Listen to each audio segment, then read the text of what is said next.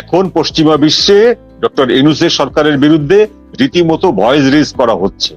একটি মাত্র উপায় হচ্ছে, যারা এই গোষ্ঠীকে বসিয়েছে তারাই শুধুমাত্র পারে এই গোষ্ঠীকে এখান থেকে সরাতে। তো সেই বিষয়টা আমরা পরে আসবো। আমি শুধু এইটুকু বলে রাখি যে আমরা ডিপ স্টেটের কথা জানি, আমরা আইএসআই এর কথা জানি, আমরা তুরস্কের কথা জানি, যে এই কতগুলো শক্তি অপশক্তি মিলে এরকম একজন লোককে তারা ম্যানুফ্যাকচার করেছে, এরকম একজন লোককে তারা এখানে বসিয়েছে। বসানোর পরে দেশে একটা অরাজক পরিস্থিতির সৃষ্টি হবে। সেই অরাজক পরিস্থিতির ভেতর দিয়ে ওই যে শক্তিগুলো তাদের নির্দিষ্ট যে পারপাস সেগুলো সার্ভ করবে, তাদের নির্দিষ্ট যে ইয়ে আছে, কাঙ্ক্ষিত লক্ষ্য, তারা সেটি অর্জন করবে। কিন্তু সেই অর্জন করার সময়ও একটা টাইম লিমিট আছে, এতদিনের ভিতরে অর্জন করতে হবে। আর তোমাকে আমরা তো বছরের পর বছর অনির্দিষ্ট সময় দিতে পারবো না। সেই জন্য আমি বলছি যে 1 বছর হয়ে গেল এবং এখন অলরেডি ভয়েস রেজ করা হচ্ছে।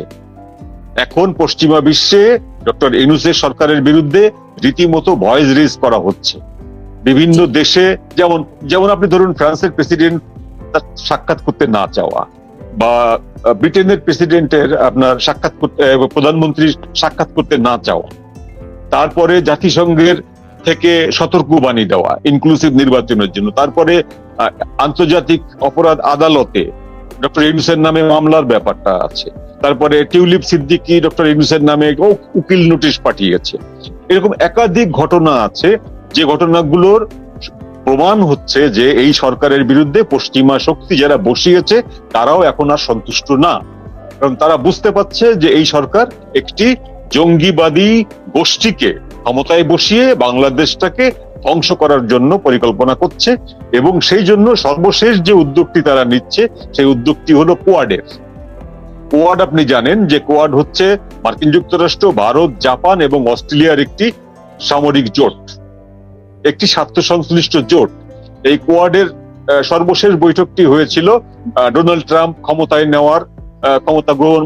বসার ওই মাসে। এবং তারপরে এই 6 মাস পরে গত পরশুদিন এই কোয়াডের বৈঠক শুরু হয়েছে।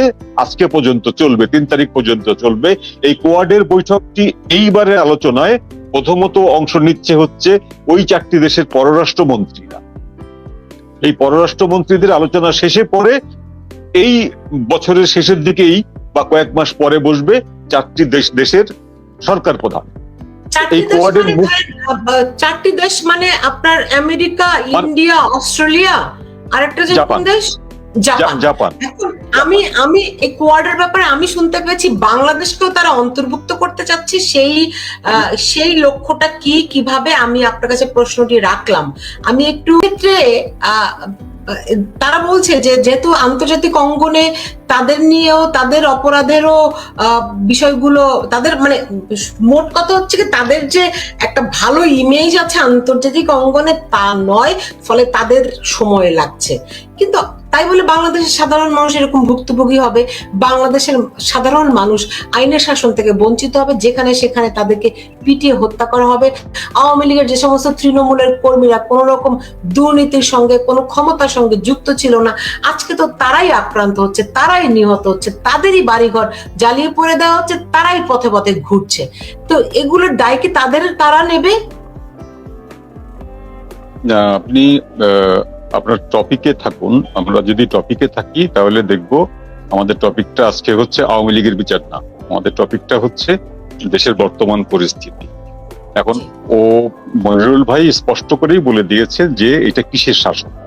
তো এটা যে শাসন, সেই শাসনের কাছ থেকে আপনি এর থেকে ভালো কিছু আশা করতে পারেন না, আমরা আশা করি না, তো জনগণও আশা করে না।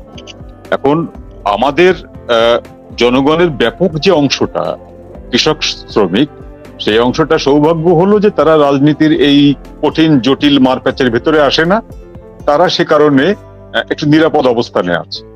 আর যে মানুষগুলো বিবেক দ্বারা তাড়িত হয়, যে শিক্ষিত মানুষগুলো পড়াশোনা জানে, একটু বিবেকবান, তারা যখন বিবেক দ্বারা তাড়িত হয় তখন তারা কিন্তু মুখ বন্ধ করে রাখতে পারে না, তারা ভয়েস রেজ করে, তারা কথা বলে, প্রতিবাদ করে, প্রতিরোধ করার চেষ্টা করে এবং তারা মারা যায়।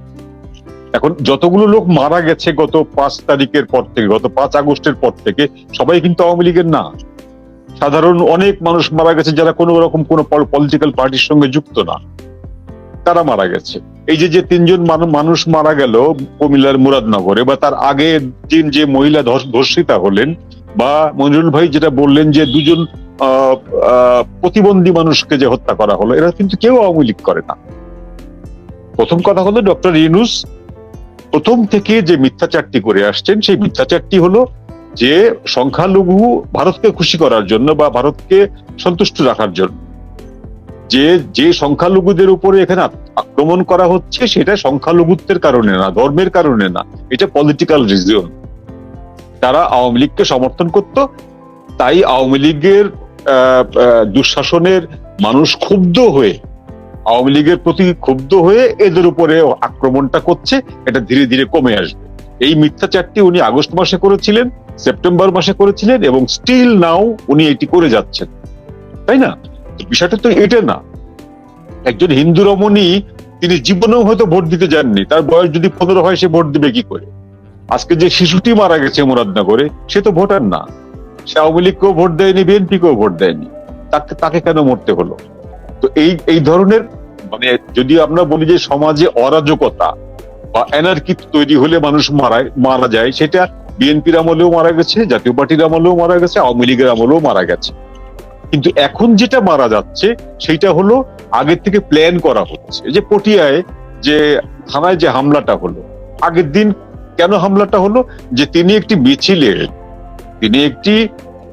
বৈষম্য বিরোধীদের মিছিলে বা জুলাই যে উৎসব করতে যাচ্ছে তারা, সেই মিছিলের সমালোচনা করেছিলেন এবং বলেছিলেন যে এই মিছিল করতে দেওয়া হবে না। এবং ওই দিন তাকে ঘোষণা দেওয়া হয়েছিল যে তাকে তার রক্ত ঝরাতে হবে, প্রকাশ্যে ফেসবুকে ঘোষণা দেওয়া হয়েছিল। এবং তার পরদিন সকালবেলায় তাকে অফিসিয়ালি ওখান থেকে প্রত্যাহার করা হয়েছে, তার ডিমোশন করা হয়েছে, এবং তার থানা লুটপাট ভাঙচুর করা হয়েছে, লালমনিরহাটে থানা ভাঙচুর করা হয়েছে। এগুলো হচ্ছে ছোটখাটো অ্যানার্কি না, এগুলো হচ্ছে প্ল্যান। এগুলো প্ল্যান হয়ে যায়। এই প্ল্যানটাও কিন্তু আমি আবার পিছনে নিয়ে যাই, সেই হিটলারের আমলে নিয়ে যাই। হিটলার আইকম্যানকে বলেছিল মানুষকে এই পরিমাণ টর্চার করতে হবে, এই পরিমাণ নির্যাতন করতে হবে, যেন একটা নির্যাতন দেখে, একটা মানুষের অত্যাচার দেখে যেন 1000টা মানুষ আতঙ্কে কাঁপতে থাকে। তো এই ঘটনাটা হিটলারের সময় ঘটেছিল। তো সেই ঘটনাটাই বাংলাদেশে এখন আবার রিওয়াইন্ড করে ঘটছে, যে একটি হিন্দু পরিবারকে মঞ্জু ভাই, সরি, আমি আপনার কথার মধ্যে একটুখানি যোগ করে দিতে চাই। আপনি তো হিটলারের আমলে গেলেন, আমি যদি আরো 200-300 বছর আগে যাই, যখন মুসলমানরা বাংলা দখল করলো, ইখতিয়ার উদ্দিন মোহাম্মদ বখতিয়ার খিলজি, তারও আগে মাহমুদ শাহ, আপনি যদি ইতিহাসে, আমি জানি আপনি ইতিহাস পড়েছেন, তখন আপনারা দেখবেন তখন তারা বাংলা দখল করে মন্দিরগুলোর উপরে তারা গরুর মাংস বা গরুর মাথা ঝুলিয়ে রাখতো, পুরো এলাকায় আতঙ্ক সৃষ্টি করার জন্য, আর মানুষ ভয়ে দিক বিদিক পালিয়ে যেত। এরকম বর্ণনা আমরা সেটা হলো হচ্ছে যে ভয়টাকে শুধু ভয় হিসাবে না রেখে এটাকে মানে সিভিয়ার প্যানিক হিসাবে রূপ দিতে পারলে তারপরে আপনার স্বাভাবিক যে বোধ শক্তি সেটা কিন্তু আর থাকে না। আপনি স্বাভাবিক কথা বলতে পারবেন, আপনি স্বাভাবিকভাবে বাড়ি থেকে বেরোতে পারবেন, আপনি তখন জড়বস্তু হয়ে যাবেন। এই প্যানিকটা এটা সারা বিশ্বের সব জায়গায় চলে, আমাদের সাবজেক্ট ওটা না। আমি যেটা বলে সেই সময় বলতে চাচ্ছিলাম, আপনি কোয়াডের যে প্রশ্নটি করছিলেন যে কোয়াডে বাংলাদেশ যোগ দিতে চাচ্ছিল, এটা বাংলাদেশ যোগ দিতে চাচ্ছিল না। কোয়াডে জাপান বলেছিল বাংলাদেশকে নেওয়ার ব্যাপারে প্রপোজ করেছিল, ভারত সেটা নেয়নি। কারণটা হলো যে সেটা কোয়াডটাকে এক ধরনের জোট মনে করা হয়, যে জোটের প্রধান এজেন্ডা হচ্ছে চীনকে রুখে দেওয়া। কোয়াড তৈরি করেছে তো আমেরিকার এজেন্ডায়, তো কোয়াডের আমেরিকান এজেন্ডার ফার্স্ট টপিক হচ্ছে যে প্রোটেক্ট দ্য চীন। তো সেখানে ভারতের স্বার্থ আছে, চীনকে প্রোটেক্ট করে দেওয়ার জন্য জাপানের স্বার্থ আছে, অস্ট্রেলিয়ার স্বার্থ আছে। কারণ অস্ট্রেলিয়া এবং জাপান এই দুইটি দেশই চীনের সামরিক শক্তিতে ভীষণ রকম ভয় পায়, এবং সামরিক শক্তির কারণে তারা ব্যতিব্যস্ত হয়ে থাকে নিজেদের সামরিক শক্তি সঞ্চয় করার জন্য বা নিজেদের সেভ করার জন্য। আপনি অস্ট্রেলিয়া ঘিরে কিন্তু চীনের একটা বেল্ট আছে, পাপুয়া নিউগিনি থেকে শুরু করে অস্ট্রেলিয়া, টোটাল অস্ট্রেলিয়া বেল্টের ভিতরে চীনের সাবমেরিন ঘোরাঘুরি করে। অস্ট্রেলিয়া শঙ্কিত, জাপান শঙ্কিত, তাইওয়ান শঙ্কিত চীনের জন্য। সেই জন্য চীন বিরোধী একটি জোট করা হয়েছিল কোয়াড। এখন সেই কোয়াডের অন্যতম মেম্বার ভারত এবং অন্যতম মেম্বার হচ্ছে মার্কিন যুক্তরাষ্ট্র। মজার ব্যাপারটা দেখুন যে মার্কিন যুক্তরাষ্ট্র বাংলাদেশ ভূখণ্ড ব্যবহার করে চীনের বিরুদ্ধে আক্রমণ পরিচালনা করতে চাচ্ছে, বাণিজ্যিক আক্রমণ হোক বা সামরিক আক্রমণ হোক, হোয়াট এভার ইট ইজ। আর সেই মার্কিন যুক্তরাষ্ট্র আবার ভারতের সাথে কোয়াডে আছে, ভারতের সঙ্গে চীনের দ্বন্দ্ব আছে। পাশাপাশি ভারত এবং চীন দুই দেশের কেউই চায় না যে বাংলাদেশে এসে মার্কিন একটি ঘাঁটি গড়ে। তো এই জায়গাটায় হচ্ছে ডক্টর ইউনূস হচ্ছে এই তিনটি চারটি পক্ষের রেসের ঘোড়া। ডক্টর ইউনূসকে মার্কিন যুক্তরাষ্ট্র এখানে বসিয়েছে, বসানোর পরে ডক্টর ইউনূসকে দিয়ে এখানে করিডোর দেওয়ানো হবে। ডক্টর ইউনূস একবার চীনকে ডাকবে, একবার জাপানকে ডাকবে, একবার আমেরিকাকে ডাকবে, ডেকে ভারতকে ভয় দেওয়ার চেষ্টা করবে। আবার যখন ভারত হুমকি দেবে তখন চীনের কাছে আশ্রয় নেবে, জাপানের কাছে আশ্রয় নেবে, আমেরিকার কাছে আশ্রয় নেবে। এটা হচ্ছে পলিসি। এই পলিসি খুব বেশি দিন চলে না। বেশি দিন এই জন্য চলে না কারণ আমেরিকা যে উদ্দেশ্যে তাকে বসিয়েছিল এখানে, সেই উদ্দেশ্যটা পুরোপুরি সফল হয়নি। সফল হয়নি মানে কি, আমেরিকা নিজে কমিটেড হচ্ছে যে ওয়ার অন টেরর, এটার ব্যাপারে আমেরিকা নিজে কমিটেড। এবং আমেরিকার যে বর্তমানের যে ক্যাবিনেট আছে, সেই ক্যাবিনেটের পাওয়ারফুল যে লোকগুলো, সেই পাওয়ারফুল লোকগুলো হচ্ছে এন্টি ইসলামিস্ট। হ্যাঁ, তো এই এন্টি ইসলামিস্ট একটি রেজিম আমেরিকা এখন শাসন চালাচ্ছে, সেই রেজিমটি বাংলাদেশে একটি জঙ্গিবাদ গড়ে উঠবে এবং বাংলাদেশ আর একটি আফগানিস্তান হয়ে উঠবে, এইটি কোনোভাবে মেনে নেবে না। তো যখন তারা দেখতে পাচ্ছে যে বাংলাদেশ আমরা তো জানি বা আমরা যেরকমটি দেখছি কিংবা বিভিন্ন ইনফরমেশন যেগুলো, তাতে অনেকেই অভিযোগ করেন যে বিন লাদেন আমেরিকার সৃষ্টি, আইএস এর অভিযোগ না, বড় আর্থিক যোগান আমেরিকার। না না, এটা অভিযোগ না। বাংলাদেশের জন্য তারা এই জঙ্গিদেরকে প্রমোট করবে না?